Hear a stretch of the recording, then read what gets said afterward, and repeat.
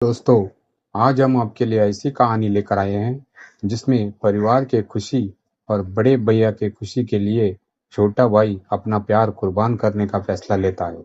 ये कहानी सुनकर आपके भी आंसू निकल आएंगे। कहानी को पूरा सुनिए, तभी आपको समझ में आएगा। तो चलिए कहानी को शुरुआत करते हैं।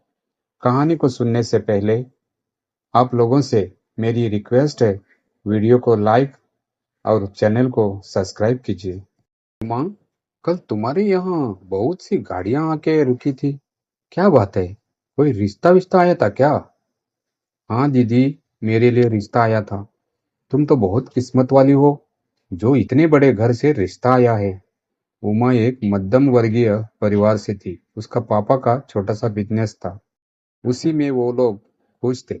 लेकिन सबसे अहम बात यह थी कि रमन शर्मा जी उमा के पापा के बहुत पुराने दोस्त थे।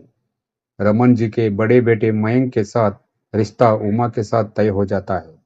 दोनों परिवार की दोस्ती की वजह से दहेज का तो सवाल ही नहीं था। सब लोग खुशी खुशी शादी करा देते हैं। उमा का धूमधाम से स्वागत किया जाता है। रमन का बड़ा परिवार था। बड़े बेटे मयंक, छोटे बेटे राज, छोटी बेटी पूजा, रमन जी की माँ, बाबूजी और रमन की पत्नी सुमित्रा। उमा उस घर में बहुत खुशी से थी। घर में उमा से सब सदस्य बहुत प्यार करते थे। उमा का पति का बहुत बड़ा कारोबार था, फिर भी उमा के लिए समय निकालकर घर आता था, बहुत प्यार करता था। उमा तो बहुत भाग्यशाली थी, जैसे वो स्वर्ग में है। कुछ दिनों बाद उमा के ससुराल में एक बहुत बड़ा फंक्शन होता है। उस फंक्शन में शहर के बड़े बड़े लोगों को आमंत्रित किया था। साथ में उमा के परिवार को भी आमंत्रित किया था। उमा का छोटी बहन सुहानी, छोटा भाई रमन, ऐसा उनका परिवार था। फंक्शन में एक दूसरे परिवारों का परिचय होता है। तब उमा के छोटे देवर राज को उमा के बहन को देखते ही दिल में बस जाती है और सुहानी राज को देखकर शर्मा जाती है। राज तो समय ढूंढ रहा था दिल की बात कहने के लिए। समय मिल भी जाता है और राज कह भी देता है और सुहानी शर्मा कर वहां से चली जाती है। कुछ दिनों बाद उनका मिलना जुलना शुरू हो जाता है और धीरे धीरे प्यार हो जाता है। ये बात घर परिवार में किसी को मालूम नहीं होती है। एक साल के बाद उमा गर्भवती होती है। अब उसका परिवार उमा का और भी ज्यादा ख्याल रखता है। तब सुहानी बहन को देखने के बहाने उमा के घर ससुराल आती है। तब राज और सुहानी के बीच और नजदीकियां बढ़ जाती है। एक दिन अचानक उमा के पेट में दर्द होने लगता है और उसे अस्पताल लेकर जाते हैं। डॉक्टर चेक करते हैं और कहते हैं, देखिए मयंक जी, आपके पत्नी के गर्भ में कुछ कॉम्प्लिकेशंस है। इसकी वजह से हमें ऑपरेशन करना पड़ेगा। लेकिन डॉक्टर कहते कहते रुक जाते हैं। क्या बात है डॉक्टर? आप क्यों रुक गए? बोलिए, क्या बात है? डॉक्टर कहते हैं, ऑपरेशन तो हम कर देंगे, पर बच्चे के माँ का बच पाना चांस कम है। ये सुनते ही दोनों परिवार फूट फूट के रोने लगते हैं। और ऐसा ही होता है। बच्चा पैदा होने के बाद उमा का देहांत हो जाता है। उमा, उमा, क्यों चली गई? हमारा बेटा देखो, तुम्हारा इंतजार कर रहा है। मयंक के पिता मयंक के कंधे पर हाथ रखते हुए कहते हैं, बेटा, खुद को संभालो। उमा हमारे बीच नहीं है, लेकिन उसने हमें यह नन्हा सा तोहफा देकर गई है। इसे देखकर तुम्हें हमेशा उसकी याद आएगी। सुमित्रा, मयंक की माँ, आंसू पोंछते हुए मयंक को दिलासा देती है। उमा इस घर की रौनक थी। अब ये घर सुना सुना लगेगा, लेकिन हमें उसके इस अंतिम तोहफे का अच्छे से ख्याल रखना होगा बेटा। सब लोग बहुत दुखी थे।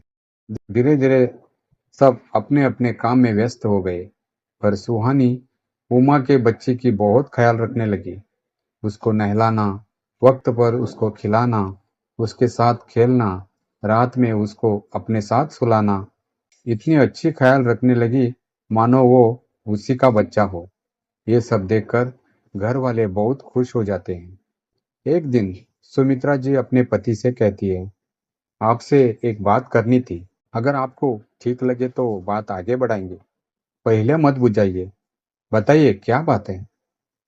देखिए, मैं क्या सोच रही थी, उमा के बच्चे का सुहानी कितना ख्याल रखती है और मयंक की उम्र ही क्या है। क्यों ना हम सुहानी के साथ मयंक की शादी करा दें। बच्चे को हमेशा माँ का प्यार मिलेगा और मयंक की उदासी भी दूर हो जाएगी।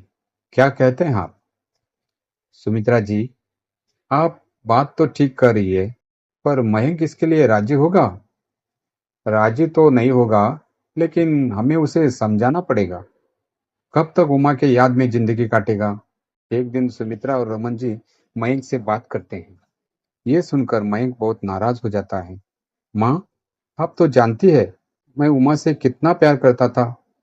अभी तक मैं उसके यादों को भुला नहीं पाया, और आप लोग कहते हैं मैं दूसरी शादी कर लूं। माफ कीजिए माँ, ये मुझसे नहीं होगा।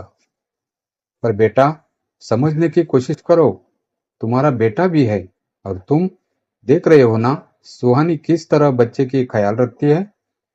तुम्हारे लिए इससे अच्छा ख्याल रखने वाली पत्नी नहीं मिलेगी।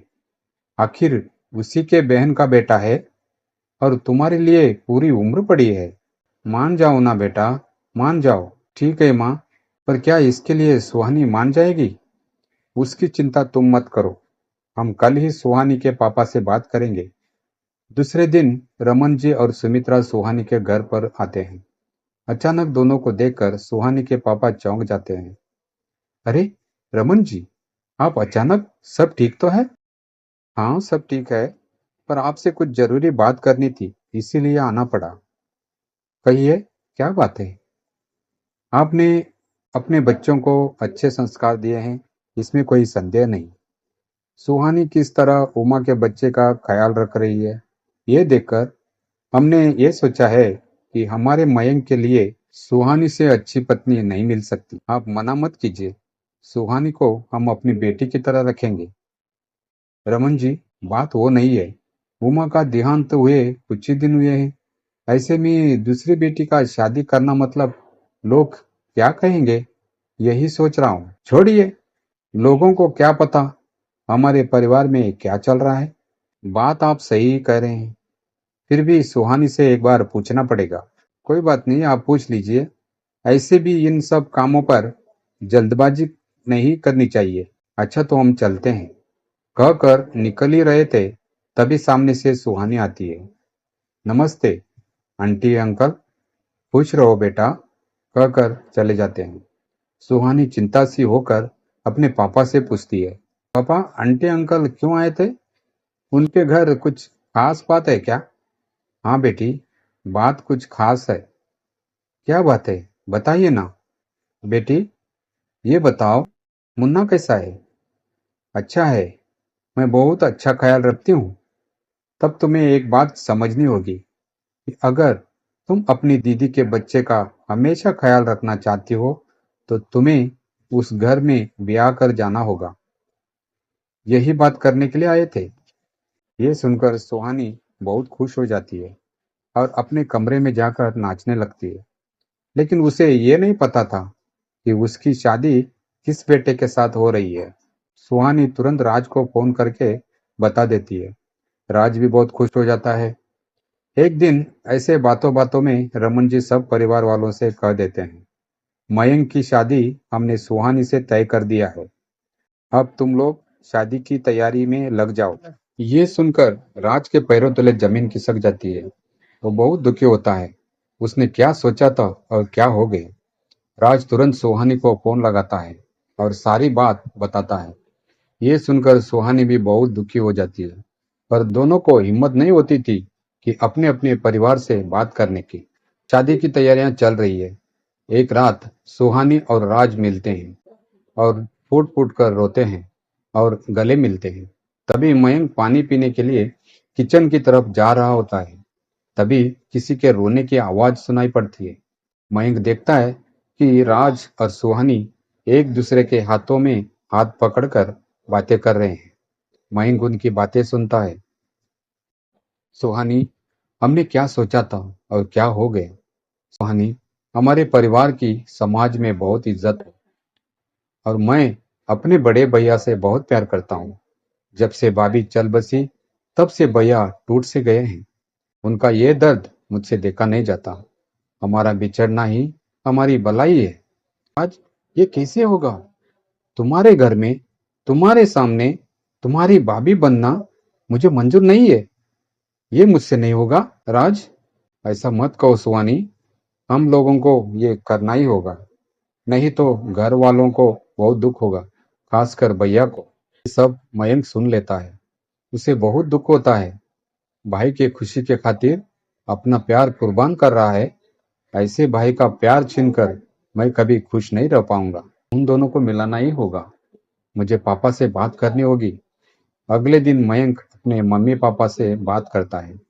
उनको रात वाली सारी बात बताता है। मयंक के मम्मी पापा को बहुत दुख होता है।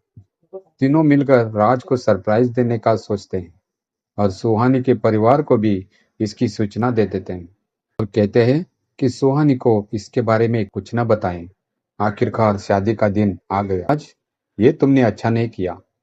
भैया, मैंने क्या किया? पगले, भला कोई अपना प्यार दूसरे को सौंप देता है? राज चौंक जाता है। ये बात भैया को कैसे पता चली? मैं तो कभी इस शादी के लिए तैयार ही नहीं था। वो तो मम्मी पापा के जिद की वजह से मैं मान गया। तुम क्या समझते हो? हमको कुछ मालूम नहीं? उस रात तुम्हारी और सुहानी की बातें हमने सुन ली थी। घर में मम्मी पापा को भी मालूम है। उमा अगर आज यहाँ होती तो सबसे ज्यादा वही खुश होती। उसकी जगह सुहानी ने ले ली है। अब इस घर में फिर से खुशियां लौट आएगी। राज के आंखों में आंसू भर गए।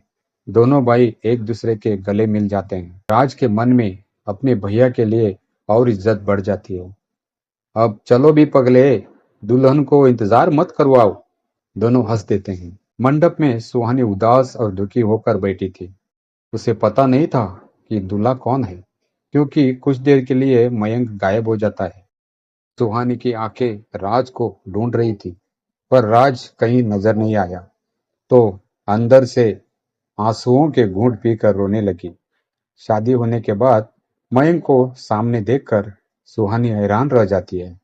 उसे समझ नहीं आ रहा था कि किससे मेरी शादी हुई है। तब सुहानी दूल्हे का सेहरा हटाकर देखती है, ये तो राज है। राज को देखकर सुहानी की खुशी का ठिकाना नहीं रहा। मयंक दोनों को गले लगा लेता है और पूरा परिवार जोर से हंसने लगता है। राज और सुहानी मयंक और बड़े लोगों की पैर छूकर आशीर्वाद लेते हैं। मयंक उमा को याद करके खुशी के आंसू बहा लेता है। दोस्तों, ये कहानी आपको कैसी लगी? कमेंट कीजिए और वीडियो को लाइक कीजिए और चैनल को सब्सक्राइब कीजिए। धन्यवाद।